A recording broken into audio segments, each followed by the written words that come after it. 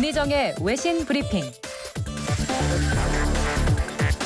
네, 밤사이 들어온 주요 국제뉴스 정리해드립니다. 문희정 국제정치평론가 스튜디오에 나와 계십니다. 어서 오세요. 네, 안녕하세요. 네, 먼저 이 소식부터 전해드리겠습니다. 보리스 존슨 영국 총리가 코로나19에 감염돼서 중환자실에 입원하기까지 했었는데 최근에 업무에 복귀한다는 소식이 전해졌네요. 네, 그렇습니다. 보리스 존슨 영국 총리가 코로나19 확진 판정을 받은 지 한 달 만인 27일 국정 수행에 복귀한다고 알려졌습니다. 존슨 총리는 지난달 27일 코로나19 감염 사실을 알린 뒤 자가 격리에 들어갔고 지난 5일 밤 세인트 토머스 병원에 입원을 했죠. 그리고 다음 날인 6일 상황이 심각해져서 중환자실로 옮겨져서 사흘 동안 산소 치료를 비롯한 집중 치료를 받아서 많은 우려를 자아내기도 했습니다. 네. 그리고 지난 12일에 퇴원한 이후 총리 지방 관저인 체커니스에서 머물렀는데요. 이 존슨 총리는 그동안 자신의 역할을 대신해온 도미닉 라브 외무장관과 거의 매일 대화하고 보좌관들도 회의를 연 것으로 전해졌습니다. 이 영국은 지난달 20일 발동한 봉쇄령을 다음 달 7일까지 3주 더 연장한 상태여서 이 존슨 총리의 복귀 후 해제 여부에 지금 관심이 모아지고 있습니다. 네. 이 한 달가량 이어진 봉쇄령에 대한 영국 국민들의 피로도도 좀 높아지고 경제 피해가 심화하면서 다른 유럽 국가들처럼 봉쇄 조치를 풀어야 한다라는 여론이 커지고 있는 상황인데요. 네. 예, 그럴 수가 없는 상황인 게 현재까지 영국의 코로나19 확진자 수가 15만 2천 명이고요. 이 사망자 수는 2만 명을 넘어서서 이 고강도 사회적 거리 두기가 여전히 진행 중이고 또 필요한 상황입니다. 네, 그렇군요. 영국은 여전히 좀 상황이 심각해 보이고요. 자, 다음 소식은 이 트럼프 대통령과 푸틴 러시아 대통령이 공동 성명을 발표했다고 하는데 이건 어떤 내용인가요? 네, 2차 세계대전 당시 이 미군과 당시 소련군의 협력을 상징하는 엘베강의 조우 75주년을 맞아서 공동 성명을 낸 건데요. 1945년 4월 25일 미군과 이 소련군이 독일 나치군을 서쪽과 동쪽에서 각각 협공하던 중에 독일 동부를 흐르고 있는 엘베강에서 만나게 됩니다. 그리고 일주일 후에 베를린이 함락되면서 이 당시 만남은 역사적으로 종전의 상징이 됐는데요. 이 매년 이 엘베강의 조우를 좀 기념을 했었는데 이 성명에서 양국 정상은 엘베강에 파손된 다리에서 양국 군대가 만나서 악수한 것이 나치 정권의 결정적 패배를 예고했다고 평가하면서 양국 협력의 중요성을 강조를 했습니다. 그런데 이 월스트리트 저널은 엘베 회동 기념 공동 성명이 2010년 당시 버락 오바마 미국 대통령과 드미트리 메드베데프 러시아 대통령 이후 10년 만일 정도로 굉장히 좀 드문 일이고 이례적인 거다라고 얘기를 했는데요. 네. 왜냐하면 당시 성명은 사실은 오바마 대통령이 2008년 취임한 메드베데프 대통령과 관계 재설정을 추진하고 또 러시아와 장거리 핵무기를 줄이는 신전략무기 감축 협정에 서명한 직후 이루어진 것이어서 명분이 사실 분명했다고 할 수 있는데 이번 성명은 지금 상황 자체가 이런 공동 성명이 나올 정도로 분위기가 좋지 않다는 네. 겁니다. 그러니까 미군을 위협하는 러시아의 군사적 행동도 있었고요. 또 러시아는 미군이 지금 반대편에서 싸우고 있는 시리아 정부군을 지원을 하고 있죠. 네. 그리고 또 하나가 이 러시아가 미국과 관련해서 코로나19에 대해서 허위 정보를 유포를 하고 있다라는 거죠. 그래서 여러모로 현실적으로 지금 미국과 러시아가 부딪히고 있는 상황에서 이런 공동 성명이 나온다는 것 자체가 미국 내에서 좀 의아할 뿐만 아니라 우려의 목소리가 나오고 있는 겁니다. 이렇게 되면 러시아를 향해서 미국이 좀 강한 메시지를 보내도 전혀 러시아 측에 먹혀들지 않는다는 네. 거죠.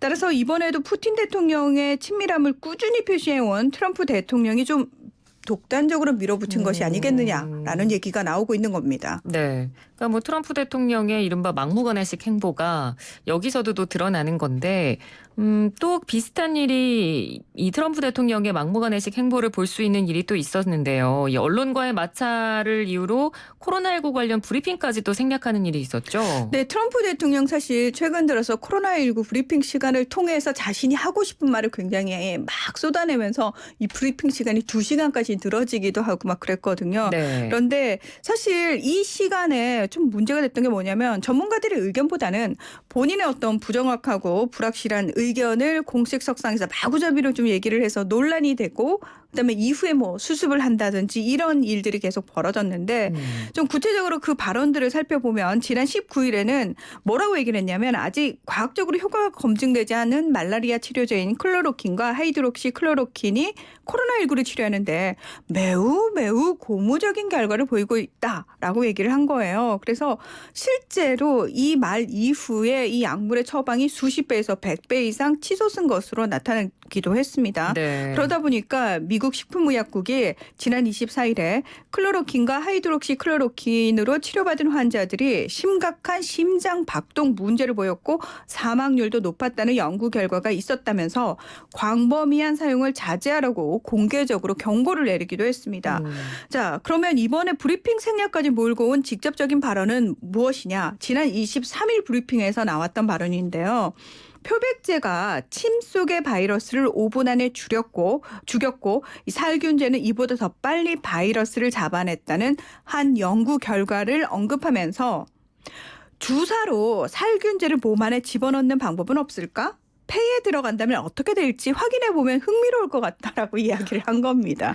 좀 이 발언 자체가 굉장히 충격적이기도 하고요. 네. 사실 이 재난과 관련된 브리핑은 어떤 공식적인 지금의 현황이나 아니면 정말 말 그대로 사실만을 전달해야 국민들이 헷갈리지 않는 건데 그렇죠. 본인 개인적인 생각이나 본인 이렇게 하면 어떨까라는 그런 의견을 공식 브리핑 석상에서 한다는 것 자체가 굉장히 충격적입니다. 맞습니다. 왜 실제로 표백제나 살균제 용기 뒷면에 보면 절대로 아이들의 손에 닿지 않도록 맞습니다. 하라는 것뿐만 아니라 눈에 들어갔을 경우 빨리 씻어내라고 얘기를 할 정도거든요. 근데 이걸 주사기로 몸 안에 직접 주입한다? 사실 발상 자체가 상당히 위험한 건데 네. 미국 질병통제예방센터가 트위터에 살균제를 부적절하게 사용해서는 안 된다는 경고문을 올렸고요.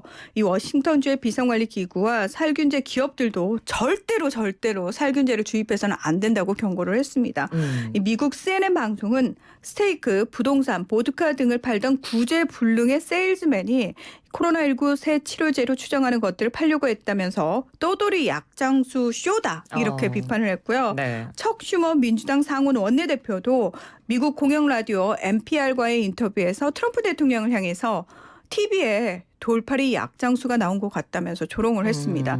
이렇게 논란이 확산되자 당황한 트럼프 대통령은 이튿날 해당 발언은 기자들을 비꼬기 위해 질문한 것이다 이렇게 해명을 했는데 그럼에도 불구하고 비판이 가라앉지 않자 24일 브리핑을 22분 만에 끝내고 회견장을 나가버려서 불편한 심경을 드러냈고요.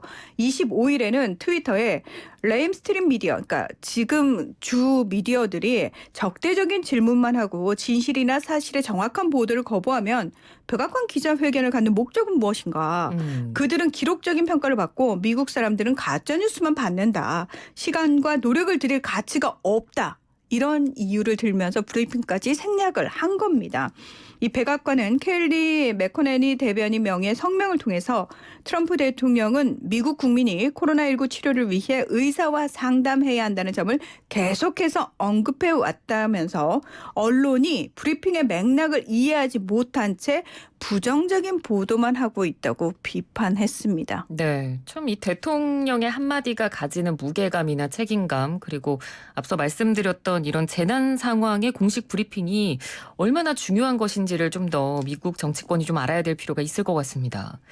자, 이번에는 필리핀으로 가보죠. 이 필리핀 내에서 중국에 대한 반발이 거세지고 있다고 하는데 중국이 제작한 뮤직비디오 때문이라고요.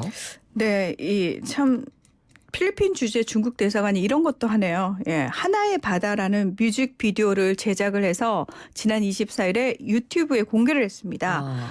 이 주 필리핀 중국 대사는 이 뮤직비디오가 코로나19와의 싸움에 헌신한 중국과 필리핀의 국민들에게 바치는 것이고 특히 필리핀에 파견된 중국 의료 전문가 팀을 위해서 본인이 직접 가사를 썼다고 설명을 했습니다. 네. 이 영상을 제가 봤는데요. 이 영상을 보면은 주로 중국이 필리핀에 지원한 각종 의료기기와 약품, 생필품 또 파견된 중국 의료진들의 활약을 선전하는 자화자찬의 내용이 주를 이루고 있습니다. 근데 사실 이 내용 자체가 필리핀 국민들 입장에서도 썩 달갑지 않은 데다가 문제는 이 제목부터 필리핀의 서해 바다인 남중국해를 중국의 영향권으로 칭하는 듯한 하나의 바다. 있다라는 뉘앙스가 더 큰 반발을 불러온 건데요. 이 뮤직비디오를 본 필리핀 네티즌들은 서필리핀해는 우리 것이다. 중국은 우리 섬과 영해를 강탈해왔다. 필리핀인들은 대형 중국 선박들이 내쫓는 바람에 자기 바다에서 고기도 못 잡는다. 우리 어민들을 어떻게 잔인하게 다뤘는지 잊은 사람은 아무도 없다. 서필리핀에는 필리핀인의 바다다. 하나의 바다라는 건 없다라면서 코로나19는 당신네 것인데 세계에 퍼뜨렸다. 형제인 것처럼 가식적으로 행동하지 말라는 등의 강도 높은 비판을 내놓은 겁니다. 네. 그러니까 사실 어쩔 수 없는 재난 상황에서 다른 나라의 지원을 받아야 하는 필리핀 국민들 입장에서는 마음이 편치 않을 그렇죠. 텐데 또 그걸 계기로 자국의 이익을 챙기는 중국의 모습이 썩 좋아 보이지 않는 게 어쩌면 당연한 일이겠죠. 네, 맞습니다. 자, 이제 마지막 소식입니다. 사우디아라비아에서 태영을 폐지하기로 했다라는 소식이 있는데 네. 아직까지 태영이 유지되고 있다는 것 자체가 더 놀라운 일인 것 같기도 하고요. 네, 저희는 사극에서나 보는데 네. 예, 사우디에서는 주로 음주라든지 남녀 간의 부적절한 접촉 등 소위 도덕 범죄 등에 대해서 회초리나 채찍으로 때리는 형벌인 태형을 선고하고 있는데 네. 보통 금요일 예배 후에 처벌 대상자를 기둥에 묶고 채찍으로 때리는 방식으로 이 채찍질로 목숨을 잃지 않도록 여러 번에 나눠서 진행이 됩니다. 이 공개적인 망신 주기와 더불어서 일반인들을 향해서 경각심을 더 크게 심어주기 위한 메시지라고 할 수 있는데 이 말 자체가 굉장히 좀 들어봐도 비인권적이라는 생각이 들잖아요. 그래서 예. 끊임없이 국제사회에서도 비판이 제기돼 왔습니다. 이 태형은 이슬람권에서 이슬람 경전인 꾸란과 또 무함마드의 언행 해석집인 하디스에 명확히 규정되지 않은 범죄를 저지른 이에 대해서 판사나 공동체 지도자가 내리는 형벌의 종류인데 다시 말해서 코에 걸면 코걸이, 귀에 걸면 귀걸이인 식인 거죠. 네. 이 사우디 법원이 지난 2015년 인터넷을 통해서 이슬람을 모욕했다는 혐의로 기소된 사회운동가 라이프 바다위에 대해서 태형 1000대를 확정하고 형의 일부를 집행하면서 국제적으로 비판 여론이 크게 일기도 했었습니다. 그런데 현지 시각으로 25일 사우디 대법원이 무함마드 빈 살만 왕세자가 추진한 사회개혁의 일부라면서 국제인권 규범에 맞추기 위해서 태형 선고를 금지하기로 했다고 밝힌 겁니다. 네. 이 앞서서 사우디 국영 아라비아 방송은 24일 사법부 문서를 인용해서 대법원이 태형을 금지하고 징역형, 벌금형 또는 이 두 가지를 혼합한 방법으로만 형사 피고인에 대한 형벌을 선고하라고 일선 법원에 지시했다면서 태형을 없애는 것은 사법제도를 현대화하기 위한 기념비적 조처다. 이렇게 보도를 내놓기도 했습니다. 이제서야 없애는 게 그렇게 자랑은 아닐 텐데요. 네, 그러네요. 알겠습니다. 오늘 사우디 소식까지 들어봤습니다. 말씀 잘 들었습니다. 고맙습니다. 네, 고맙습니다. 네, 지금까지 문희정 국제정치평론가였습니다.